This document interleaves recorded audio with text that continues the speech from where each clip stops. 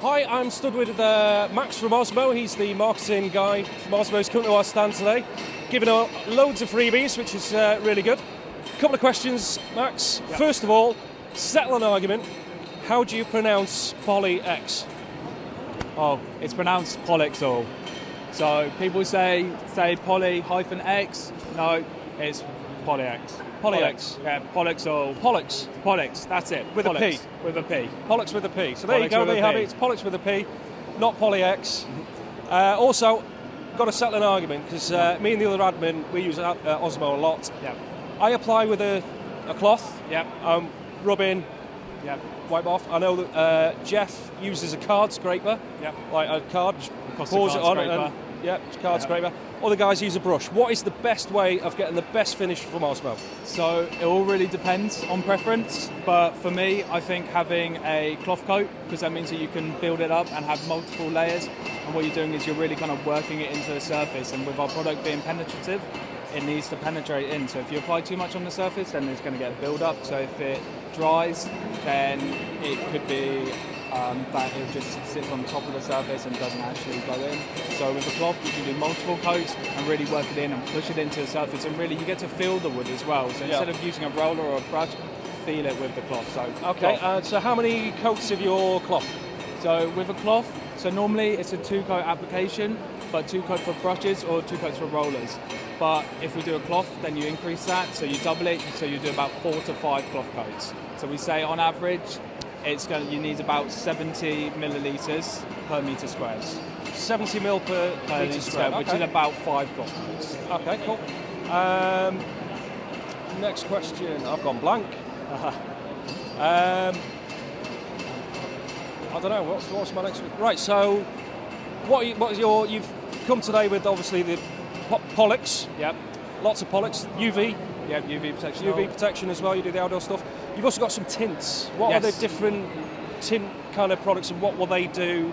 Yep. So with the UV protection oil, we have our 420, which is the most popular one, which is a clear UV protection oil, but we've put some tints in there. So we've got some pigments in there so that it looks a bit like cedar, like oak. We've got some natural ones, so it's got white pigment, so it looks even more natural than the clear. But what it's going to do is it's going to increase the UV resistance by the pigment. So the UV protection oil is already going to give you good UV resistance, but with the pigments inside, it's going to give you an even greater UV resistance.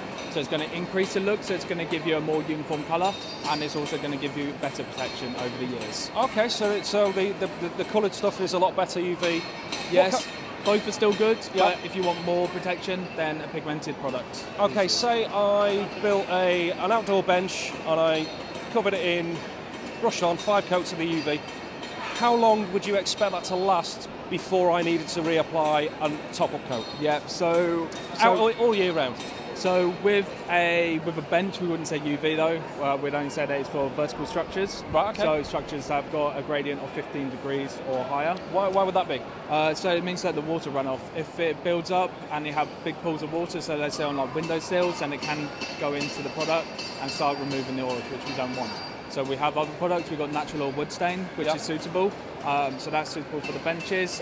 Again, it's pigmented or it's got a clear product. It will give you great UV resistance. With that, the protection is going to really last on how much time it's used, if it's south-facing, if it's had good weather, bad weather. But really, you're looking at a good number of years, especially with the pigmented ones. So without need of a top-up coat, it should last a good few years without anything. And if it does need to, you can refresh it. You can just apply another coat over the top. If you want to change the colour, then we've got a product called Wood Reviver Power Gel, which will restore any grey timbers. So if your bench is looking a little bit grey, it's got some tannins on there, you apply the Wood Reviver Power Gel. So you wet the surface, apply the Wood Reviver Power Gel, work it in for 30 minutes, wash it off to deneutralise it, and then it restores it. So the grey timber's gone, the tannins are gone, everything's back to normal, and then all you have to do is just put a further coat of Osmo over the top. So it's really good. It's a good product. Okay, next question that we get a lot of, food-safe finishes for chopping boards. Specifically chopping boards rather than worktops, because I know you do a worktop one. What would you recommend on a chopping board? So for chopping boards, then we have a top oil. Our top oil is food safe certification, so it can be used on commercial premises, but it can also be used in domestic. It's got a natural finish to it. It goes in, penetrates, it's clear. It will still enrich the timber, so what it will do is as it goes in, it will fire up the grain and it will bring out the natural yellowing, so it will warm the timber. So it's a good product and you can use it anywhere. Okay, so that's top oil. Top oil. Top oil for the yes. for the chopping boards. Yeah. Excellent. Max, it's been a pleasure. Thank you for sponsoring us No this worries. year. It's been brilliant. Lots of stuff to give away from Osmo. Show them some love. Go and check them out on the website. What's your website? OsmoUK.com. OsmoUK.com. Go and check them out. Thanks a lot, Max. Cheers. Thank you. Nice one.